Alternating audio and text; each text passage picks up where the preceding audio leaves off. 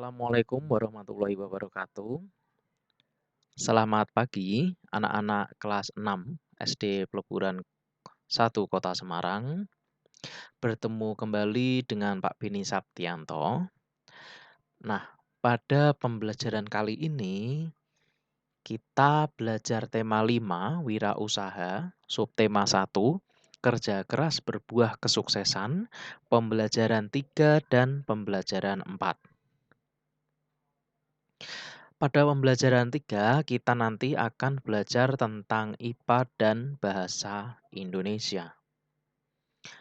Nah, anak-anak, tahu nggak kalian? Di arena pameran negara-negara ASEAN itu terdapat beberapa usaha kecil yang menjual cenderamata. Nah, salah satunya adalah cenderamata dari bahan magnet. Pernahkah kamu memperhatikan atau membeli hiasan kulkas?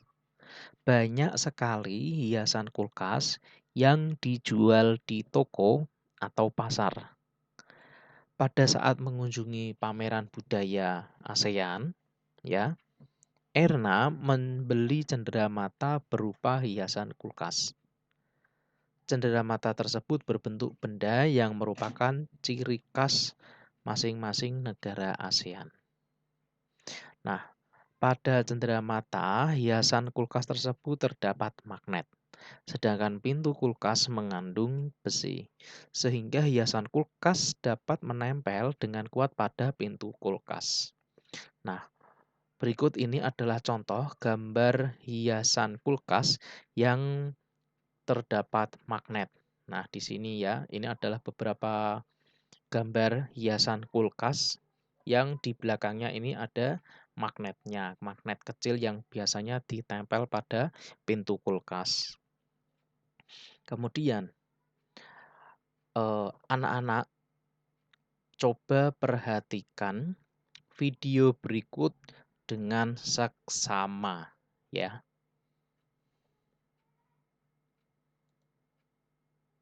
Sifat-sifat magnet.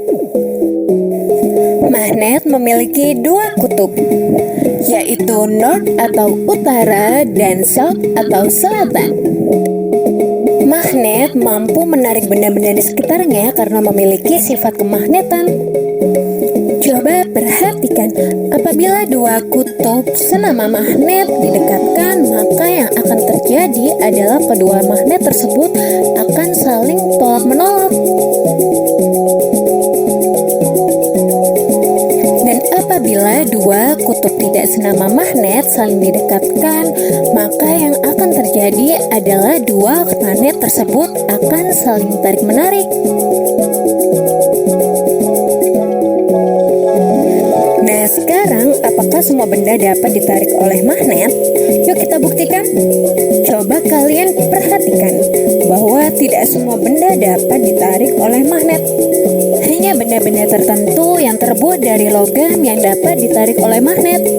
Misalnya besi, baja, nikel, dan lain-lain. Benda yang dapat ditarik oleh magnet disebut juga dengan benda magnetis. Sedangkan benda yang tidak dapat ditarik oleh magnet disebut juga dengan benda non-magnetis. Gaya magnet dapat menembus benda sesuai dengan ketebalan penghalang dan kekuatan magnet itu sendiri. Semakin tebal penghalang, maka semakin kecil kemungkinan bisa ditembus. Dan semakin kuat gaya magnet, maka semakin besar kemungkinan dapat menembus benda. Nah, itulah tadi sifat-sifat dari magnet.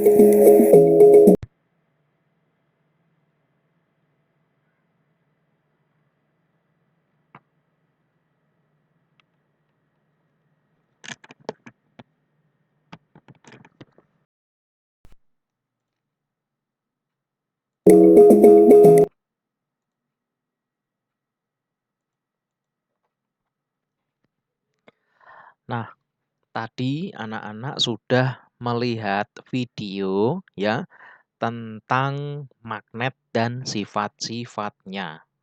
Nah, perlu kalian ketahui bahwa magnet itu dapat menempel pada benda yang mengandung besi atau baja. Hal tersebut merupakan salah satu sifat magnet.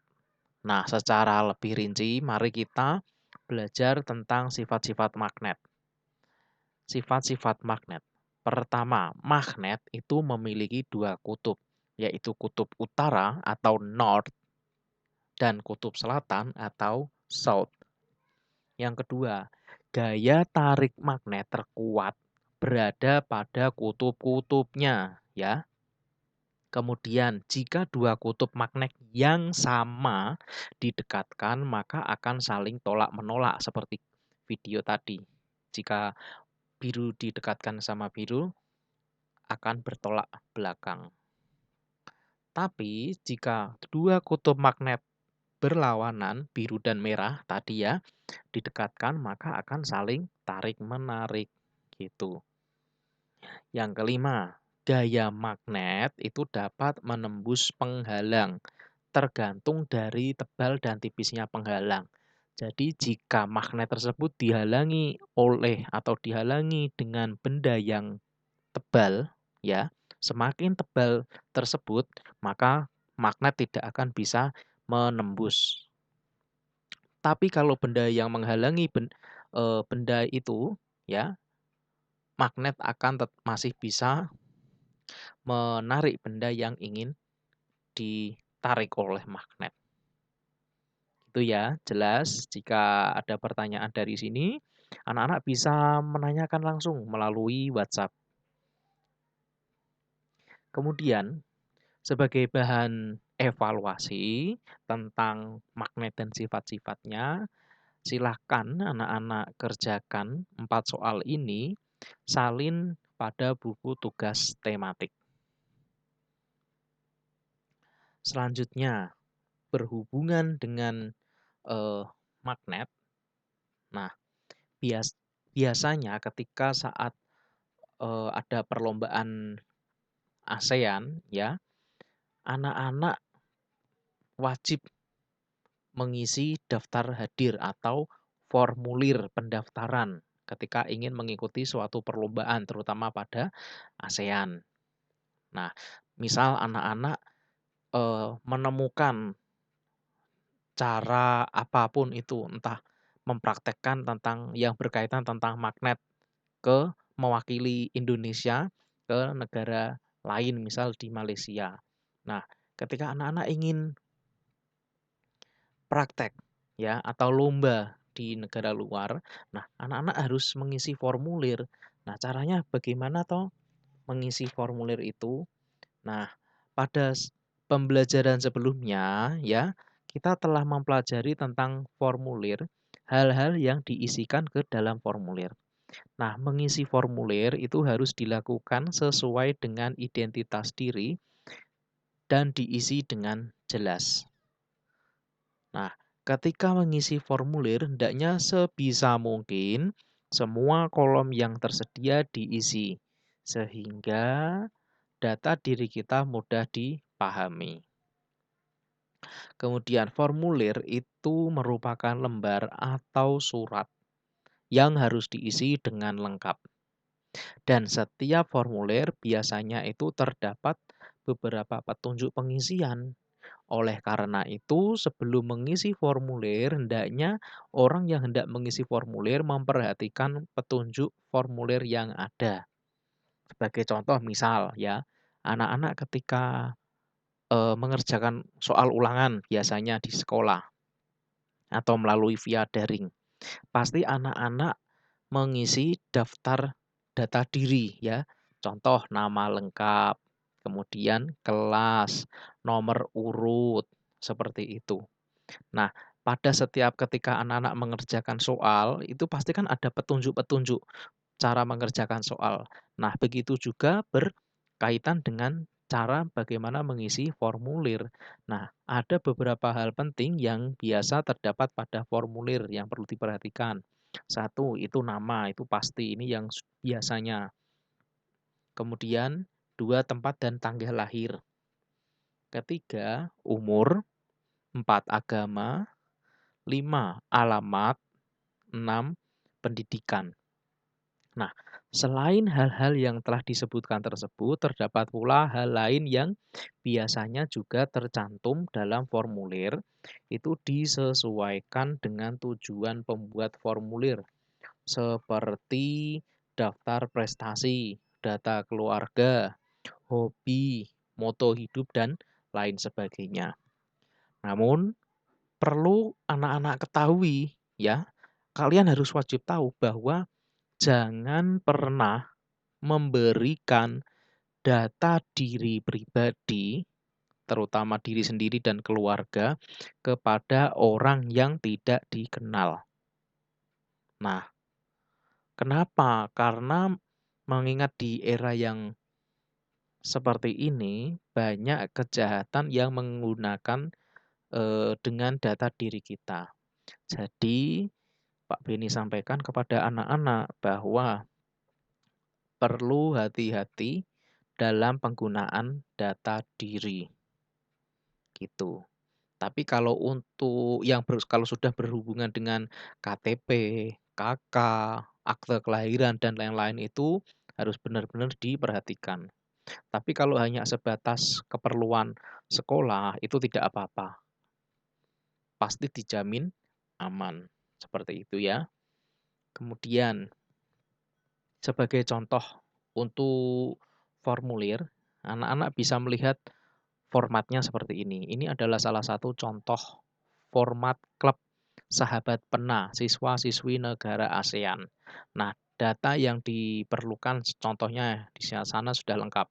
Ada nama lengkap, tempat tanggal lahir, kebangsaan, tentunya Indonesia, jenis kelamin, laki-laki atau perempuan, kelas 6, alamat sekarang, berarti alamat tinggalmu, telepon rumah, kemudian sekolah, SD Negeri Peleburan 1 Kota Semarang, terus alamat sekolah, telepon sekolah, kemudian hobi. Nah, setelah kalian mengisi data diri, jangan lupa cantumkan kode pos. Nah, kode pos ini sangat penting fungsinya untuk mempermudah pelacakan area. Jadi anak-anak ini misal kode pos tinggal karena di Semarang Selatan, tepatnya di daerah Wonodri, ya kode posnya juga ada 50242. Nah, kode pos itu untuk apa toh? Nah, kode pos itu untuk menandakan bahwa kode pos ini masuknya area Kecamatan Semarang Selatan. Ini hanya sebuah contoh saja. Nah, kemudian setelah anak-anak mengisi data diri, kemudian kalian diminta untuk menuliskan alasan tujuan menjadi anggota klub sahabat pena itu apa? Diisi. Kalian kok ingin bergabung pada klub sahabat pena. Nah, setelah kalian mengisi alasan kalian, kalian membubuhkan nama terang kalian dan tanda tangan. Itu ya. Ini sangat mudah sekali. Formatnya seperti itu. Kemudian, jika anak-anak sudah memahami bagaimana cara berlatih mengisi formulir, di sini Pak Beni siapkan 5 latihan ya sebagai bahan evaluasi. Jika ada yang ditanyakan belum jelas sampai sini, anak-anak bisa bertanya ya melalui WhatsApp grup atau bisa lewat Japri Pak Beni langsung. Kemudian sekarang kita akan melanjutkan pada pembelajaran keempat, yaitu PPKN dan Bahasa Indonesia. Nah, tahukah kamu bahwa kerja keras itu merupakan kunci kesuksesan dalam berwirausaha?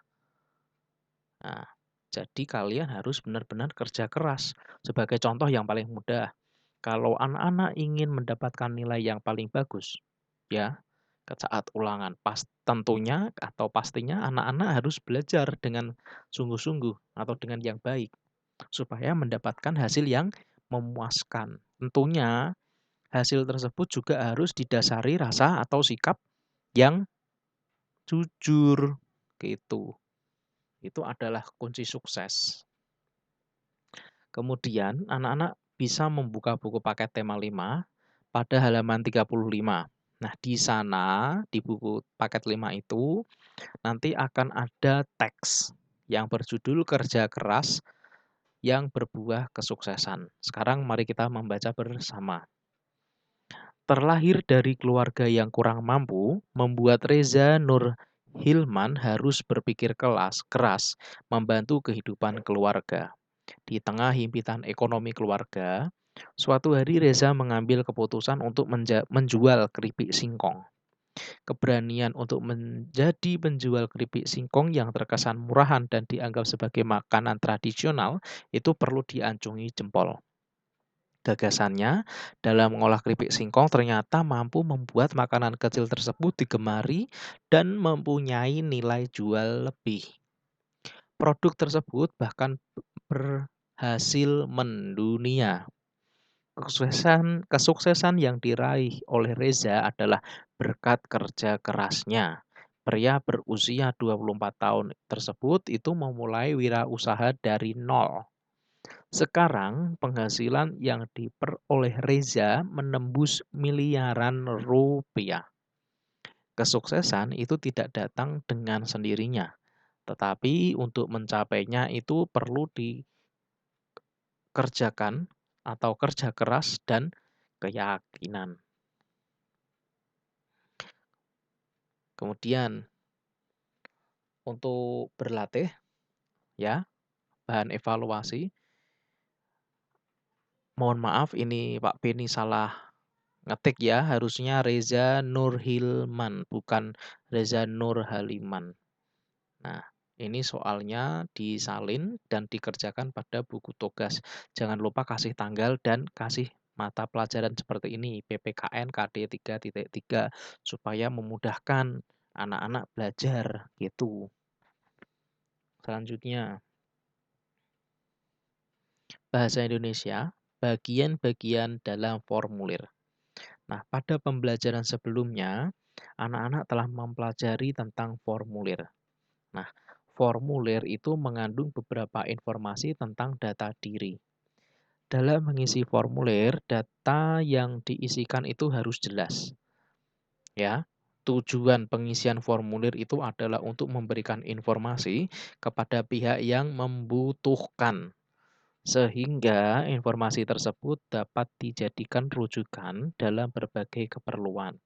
Misalnya, mengisi formulir pendaftaran perpustakaan, maka data yang diisikan dalam formulir tersebut dapat dijadikan sebagai informasi siapa yang menjadi anggota perpustakaan, sehingga dapat meminjam buku dengan mudah. Nah, contoh lain jika mengisi formulir pendaftaran lomba, maka data yang diisikan dalam formulir dapat dijadikan sebagai informasi lomba apa yang anak-anak ikuti, apakah sesuai syarat perlombaan atau tidak, dan sebagainya. Kemudian, ada bagian-bagian yang terdapat dalam formulir. Nah, bagian-bagian formulir tersebut yang pertama adalah bagian kepala. Pada bagian kepala biasanya berisi nama formulir, nama organisasi, alamat, dan nomor telepon. Kemudian bagian yang kedua adalah bagian tubuh. Bagian tubuh berisi hal-hal yang perlu diisikan sesuai dengan jenis formulirnya. Bagian ini biasanya terdapat data diri dan beberapa informasi yang diperlukan. Kemudian bagian yang ketiga yaitu bagian ekor. Bagian ekor biasanya berisi tempat dan tanggal pengisian, tanda tangan, dan nama jelas pengisi formulir. Nah, jika anak-anak sudah memahami materi yang Pak Beni sampaikan pada pembelajaran 4, PPKN dan Bahasa Indonesia, anak-anak tolong kerjakan soal evaluasi berikut di buku tugas tematik. Gitu ya. Terima kasih. Sekian pembelajaran tema 5, subtema 1, pembelajaran 3 dan 4. Nah, semoga apa yang kita pelajari hari ini bermanfaat dan tentunya bisa kita aplikasikan langsung, kita praktekkan langsung ketika kita menemui atau sedang mengisi formulir data pribadi seperti itu. Nah, sekian dari Pak Beni, pesan Pak Beni selalu jaga kesehatan, makan makanan yang bergizi, jangan sakit ya, karena sebentar lagi kita akan menghadapi ujian akhir semester. Terima kasih. Wassalamualaikum warahmatullahi wabarakatuh.